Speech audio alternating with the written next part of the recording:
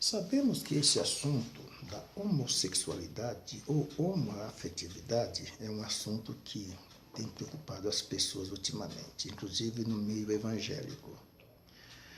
E sabemos que isso em todo lugar tem. Então, quando falamos que Deus criou Zahar, Unekevá, isso é gênero. Até aí é o órgão genital do Zahar, macho, e da Nekevá, fêmea. Isso é órgãos genitais. Então, por que hoje existe, o transexual, o transgênero? No caso, o cisgênero, o binário, o não binário, o pansexual, o necrofilo, o hermafrodita. Por que tantas siglas? Veja bem, isso são siglas que dão às pessoas o assexuado, o assexual. Depois eu irei explicar cada uma das palavras que aqui eu disse. Uma coisa interessante, o doutor Alexandre Sade, ele vem pesquisando essa história de homoafetivo. Diz ele, tem muitos vídeos aqui de Alexandre Sade aí na internet, muitos vídeos, interessantíssimo. E ele fala que, chega do ano 2010, eles montaram um ambulatório para tratar dessas causas de homoafetividade. E pessoas de 40, 30, 20 anos procuravam ele, porque não entendia o porquê que eles eram assim. Ou seja, havia uma disforia de gênero. O que é uma disforia de gênero? Aquela pessoa que realmente ele nasce, chega uma idade infantil, ele vai crescendo, mas na mente dele, ele nunca aceitou o órgão biológico, nunca. Se ele é um Zahar, um macho, ele nunca aceitou aquele órgão sexual, que é o seu pênis, nunca. O intuito dele, o desejo dele é que ele teria uma vagina, jamais um pênis. É por isso que é chamado de transgênero. Tá? Então é óbvio. E aqui o doutor Alessandro Sade, ele começa a estudar essas pessoas. E essas pessoas já de idade que chegavam lá, falavam assim, olha, desde a infância, dos meus 3, 4 anos, eu já tinha interesse pelo mesmo sexo. Eu nunca gostei daquele que eu tenho. Nunca. Então, veja bem.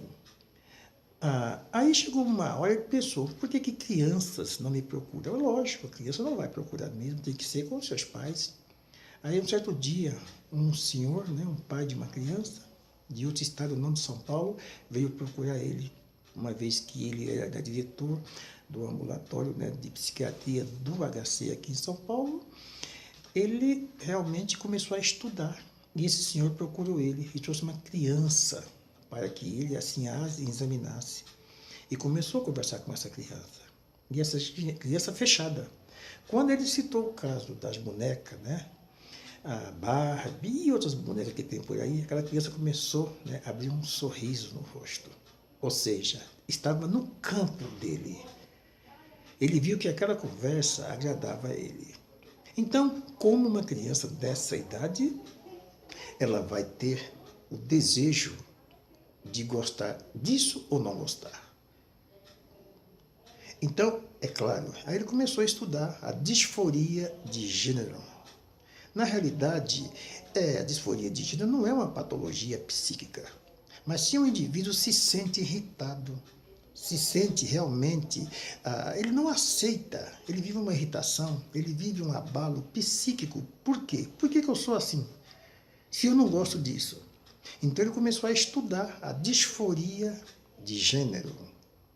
Veja bem, nós que somos heterossexuais, a palavra que se dá em termos técnicos é cisgênero. Por quê? Porque o meu cérebro corresponde com o meu órgão genital, com o meu órgão biológico. Uma pessoa que ela não condiz com o seu órgão, ela tem uma disforia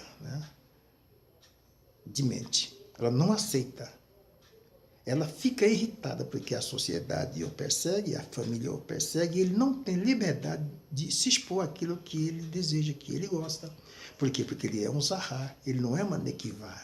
Então você vê o moleque começando a querer brincar de boneca. Aqui no meu comércio, vinha crianças pequenininhas de 5, 6 anos. Na hora que eles viam aqui as bonecas que eu tinha, quanto que é essa, tio? Ah, tio, eu gostei dessa. Meu Deus, que negócio é esse? Uma criança inocente. Então perceba que o indivíduo não escolhe ser aquilo que ele é. Não é o meio em que ele vive.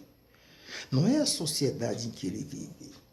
Quando você trabalha com as epimarcas ou epigenética, e você entra num campo da mitocôndria, porque só a mãe que pode passar para a sua geração futura o DNA da mitocôndria, que é a sua árvore, né, genealógica. Para você procurar um parente seu há 100, 200 anos atrás, o DNA do pai não serve. Tem que ser o DNA da mãe. Através da mitocôndria, ela consegue chegar até você há 500 anos à frente, há 1000 anos à frente. Nunca o pai, sempre a mãe. Então são assuntos que têm que ser estudados. As igrejas precisam, sabe, esclarecer para as suas membresias o que significa. Mas o que nós costumamos fazer, e muito bem, é demonizar as pessoas. Isso é falta de uma boa surra, de uma boa cintada. Isso é ser vergonhice. Como tem pessoas ignorantes, inclusive dentro das igrejas. Meu Deus, é um ser humano que tem sentimento, que sofre dor, que tem angústia, ele tem um coração que pulsa. Ele tem raciocínio, ele não escolhe ser isso. Mas, infelizmente, muitas pessoas ignorantes não estudam um pouco de biologia para ver como que o homem é formado. Meu Deus, mas é muito fácil atirar pedras. Mas continuaremos no próximo vídeo falando a respeito ideologia de gênero. E assim, essa sigla, por que tudo isso existe? Quem inventou isso? Lógico que é a sociedade. Mas, de repente, como a pessoa se julga assexual? Como? O não binário e outros binários. Por que isso existe? Irei falar um pouquinho a respeito, né, dessas siglas. São muitas, são mais de 50 siglas, tá? Que eu tenho aqui a respeito essa prática homoafetiva, ou de repente a neutralidade dela, ou de repente pessoas que fazem sexo com o defunto, que é a necrofilia. Necro do grego é morto, filia, né? Amor, amor de filantropia. Então, amor por cadáver, por uma pessoa em estado de necro, morta, de onde vem a palavra necrotério. Mas falarei mais um pouco no próximo vídeo.